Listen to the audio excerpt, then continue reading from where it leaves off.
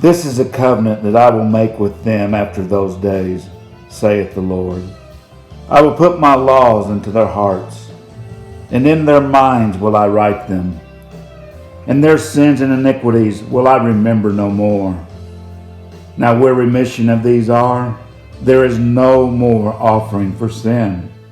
Having therefore, brethren, boldness to enter into the holiest by the blood of Jesus, by a new and living way, which he hath consecrated for us, through the veil, that is to say, his flesh, and having a high priest over the house of God. Let us draw near with a true heart and full assurance of faith, having our hearts sprinkled from an evil conscience, and our bodies washed with pure water.